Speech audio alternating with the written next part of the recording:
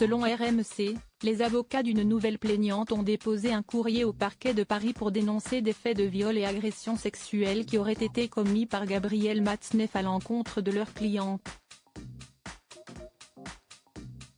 Cette supposée victime, fille d'un ami intime de l'écrivain, révèle dans son témoignage avoir été violée de ses 4 à ses 13 ans par l'auteur. En décembre 2019, la directrice des éditions Julliard, Vanessa Springora, publiait un livre choc, Le consentement, racontant sa relation avec l'écrivain Gabriel Matzneff dans les années 80 alors qu'il avait 50 ans et elle seulement 13 ans. Un ouvrage glaçant qui a été adapté au cinéma par Vanessa Filiou.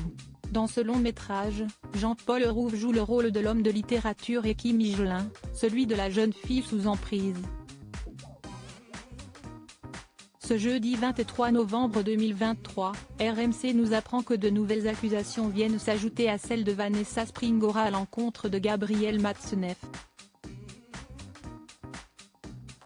Nos confrères ont pu consulter une lettre envoyée par les avocats de cette quinquagénaire, Me Grimaud et Me Costantino, au parquet de Paris le 10 octobre 2023 dans le cadre de l'enquête préliminaire pour viol visant l'écrivain.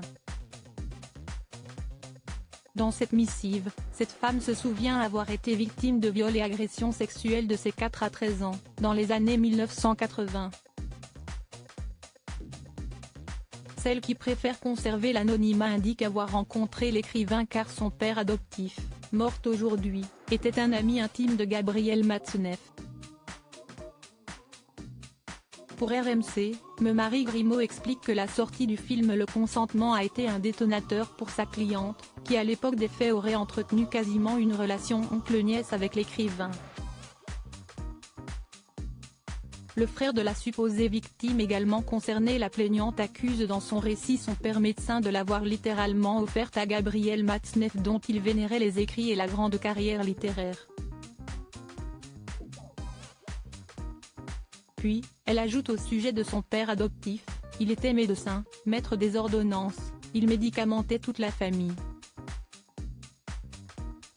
J'ai souvenir d'avoir eu droit à des breuvages qu'il me destinait avant de devenir une proie pour son ami pour éviter toute rébellion ou panique de ma part. Un récit contresigné par son frère, lui aussi se disant victime de faits d'agression sexuelle.